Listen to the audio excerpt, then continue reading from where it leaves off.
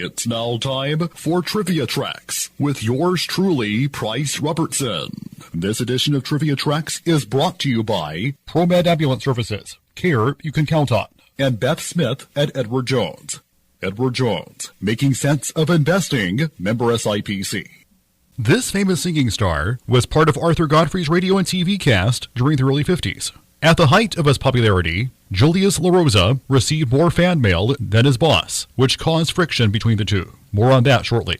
Born January 2nd, 1930 in Brooklyn, Rosa, the son of Italian immigrants, joined the Navy after finishing high school. His singing talents got him noticed by his Navy peers, who recommended him to Arthur Godfrey, who was a Naval Reserve officer himself. George Andrews, a mechanic on Godfrey's airplane, arranged a time for Rosa to audition in Pensacola, Florida, where Rosa was stationed. Godfrey was impressed and hired him. Following his discharge from the Navy, Rosa joined the so-called Little Godfreys full-time. In 1952, Archie Blyer, Godfrey's bandleader, formed Cadence Records. Rosa was the first performer signed by the new label. His rendition of the song, Anywhere I Wander, hit the top 30. And his next single, My Lady Loves to Dance, was a moderate success. A year after he was hired, Rosa received 7,000 fan letters a week. Meanwhile, Arthur Godfrey employed a management style that was a combination of paternal affection and dictatorial direction. He discouraged all of his cast members from hiring an agent or manager and ordered them to attend dance classes.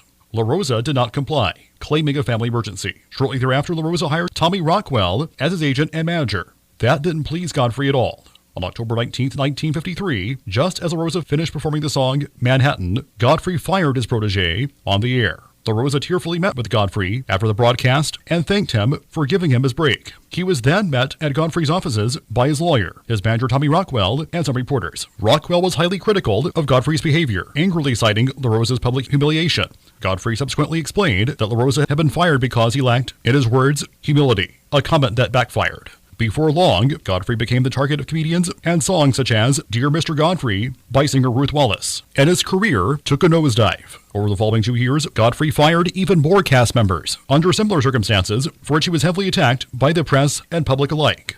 But Rosa's firing didn't hurt his career in the short run. Ed Sullivan brought him on to appear on his TV show. His third recording, E Compari, became his biggest hit post-Godfrey. In the summers of 1955 to 57, Rosa headlined his own TV show, with Russ Case as orchestra leader. He also made the rounds of other shows, including What's My Line, The Merv Griffin Show, and Laverne and Shirley, and starred in his own movie, the 1958 release, Let's Rock, on which he played a crooner trying to fight off the rise of rock and roll. During the 1970s, he was a DJ on New York radio station WNEW-AM, and hosted an unsold game show pilot for NBC called Newt's Game. In 1981, Peter Kelly, who handled Arthur Godfrey's bookings, arranged for Rosa to reconcile with his old boss, as Kelly suggested that Godfrey reunite with cast members for a reunion record album. Plans were scuttled after Rosa reminded Godfrey of a dance class dispute, causing the septuagenarian broadcasting legend to explode in anger. Later that decade, Rosa had a recurring role on the NBC soap Another World, on which he received a Best Supporting Actor nomination at the Daytime Emmy Awards. In the late 90s, he resurfaced as a DJ. This time, on Newark, New Jersey radio station WNSW, Julius Rosa continued to work clubs and release records until the early 2000s. He died on May 12, 2016, at the age of 86.